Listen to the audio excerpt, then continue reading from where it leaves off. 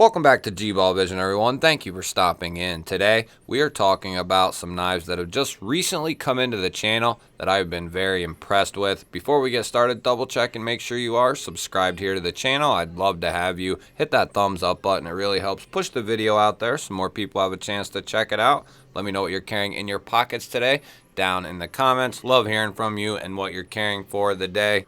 So we're going to kick this video off with the new Vosteed Parallel. And initially, I did not know what to think about this knife because first, I thought the handle was made of aluminum, but it felt more like the heft of steel. But I knew it wasn't steel because the magnet wasn't going to it. But little did I know, this is made out of titanium, and we're also sporting 154 cm on the blade steel. So we have a awesome combination of materials here, but this knife is definitely going to be classified in the ultra lightweight, ultra thin category, but going to give you all the rigidity of a titanium handle. And as thin as this knife is, you would think it's not maybe that comfortable, but really the way that this is done, it just works out. Now it's going to vary from hand to hand and where you place your hand at, but the way I've been using it is my index is going over this flat and then my middle finger kind of falls in that little chamfered out area, and it just works really good. Or I'm all the way back here and I can still get a full grip on the knife. And what makes this really good is I've had thinner knives like this and they tend to be liner locks or frame locks, and they have such a thin liner or frame that it's just no fun and there's no satisfaction to unlocking the knife, and sometimes can even be painful. But in this case, we have Vosteed's crossbar lock, which is just out of this world good. I put it up there with the best crossbar locks, right there up with Kaiser and that like. We have a coated sheepsfoot blade, titanium black washed handles, and then aluminum studs and back spacer with a deep carry clip. Just makes for a fantastic lightweight knife and is going to be just a nice package for someone looking for that lightweight EDC knife, and going to be in more premium materials than just steel and say 10CR or something like that you see a lot of knives in these days. This is definitely going to be more of that premium lightweight EDC. Next up, this is not going to be any surprise, but when the original Moyarl came out in its budget form, it was a knife that, even having a ton of knives that definitely cost way more than the budget Moyarl, I couldn't put that Moyarl down. It was just so good. It is so good. I still have it. But after getting this premium one, it just really cemented how much I love the Moyarl. I'm a huge Valona fan. I love the Valona. And I love that it has the flipper with the fuller, which means you have two ways to open the knife up, multi-deploying options. Now, this doesn't have, anything other than the cutout, but you can still reverse flick and thumb flick this as well as slow roll it out. So you do have some very satisfying options for deployment, and mixed with a really well done detent, the action and the opening method on this knife is just spot on. We have a hand satin drop point blade going to be coming in M390. We have this milled titanium handle, and then we have an aluminum infused carbon fiber here on both sides for the inlay. Love the micro milling that Miguron does on their knives. Then we have a tie back spacer and a milled tie clip. You can routinely find these on Amazon for like $200 or under. which is, in my opinion, a really, really good deal, especially if Miguron starts getting that heat treat right, you know, hitting that 60-ish mark. I think they have some of the best value in the entire game.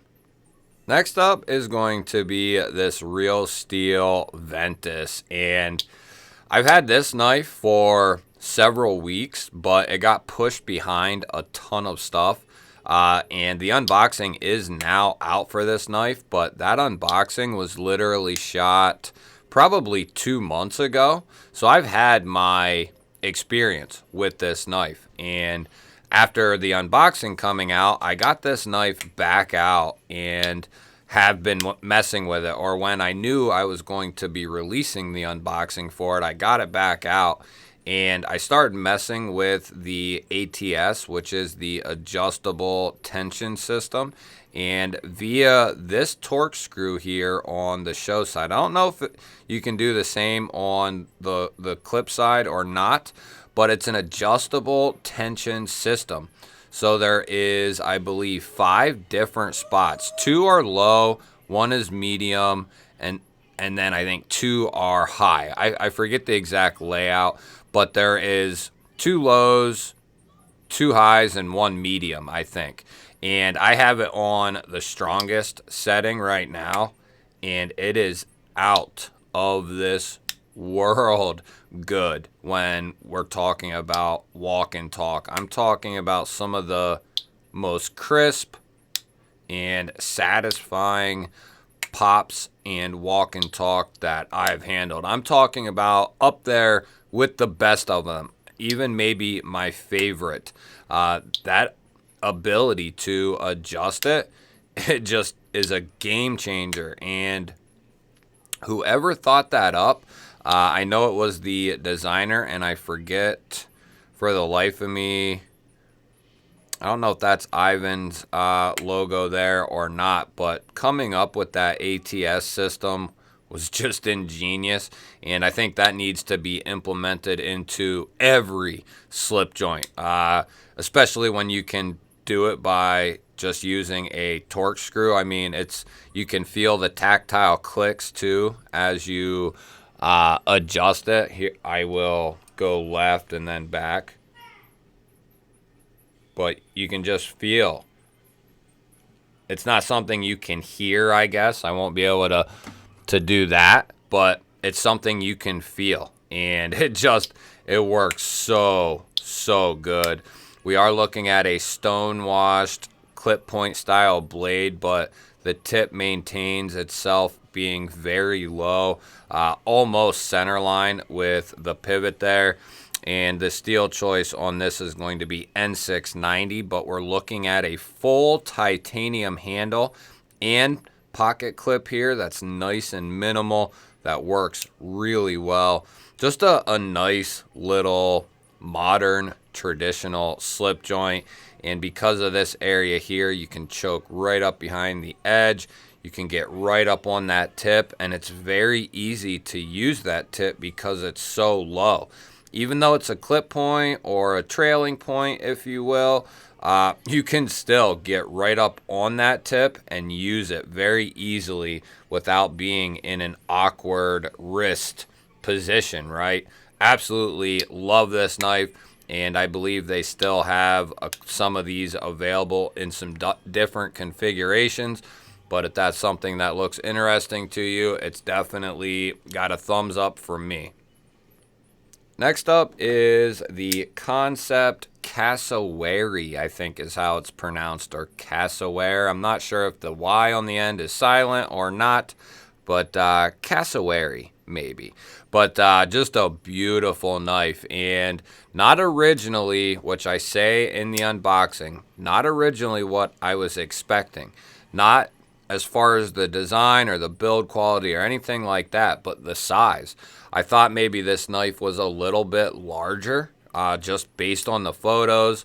I should have looked at the specs before getting the knife, but it has been a pleasant surprise as a secondary carry for me. It's a knife that I've been carrying quite a bit. We're looking at a nice drop point blade with a saber grind. We are looking at S35 VN for the steel choice. Kansept does a great job with their S35. Nice satin finish.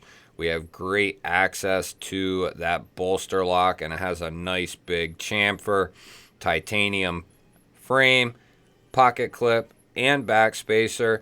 And we have some of the most beautiful carbon fiber. I think that's 80s camo carbon. I could be wrong. Correct me if I'm wrong, but I think that's 80s camo carbon. I can't remember off the top of my head, but I think that's what it is. And it's very, very nice looking stuff. It's on both sides. They don't skimp you and just do the show side.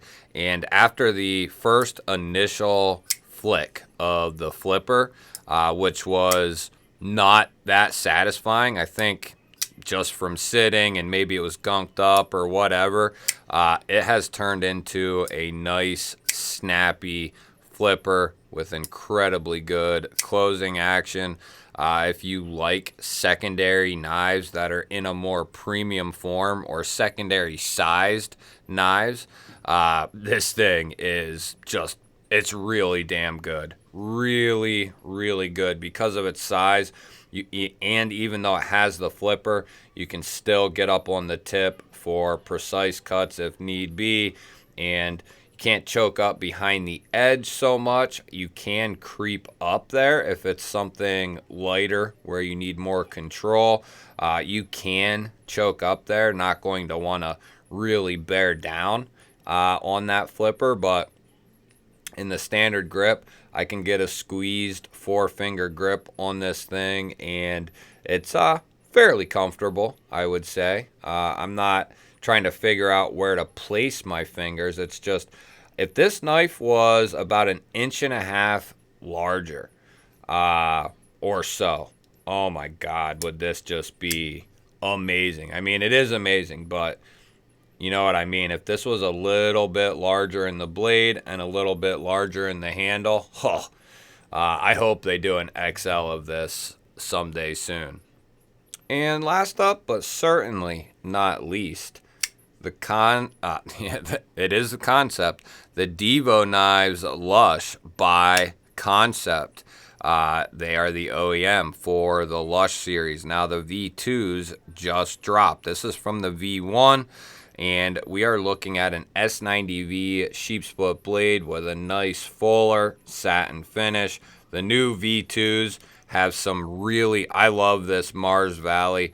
So no issue on this knife for me. But there's some really cool carbon fibers on the V2s. I think most of them are still in stock, or I could be completely wrong and they're all gone. The last I knew, there was some in stock, but by the time you're seeing this video, they could all be gone. I don't know that though for sure. You'll have to check Traditional Pocket Knives, and I do have a code for there if you do want to pick up a Lush and save some money. You also have that front flipper there, and it works really, really good. I believe Kev said the detents would be tuned up even more, and I think that was a great move. Detent was good on this.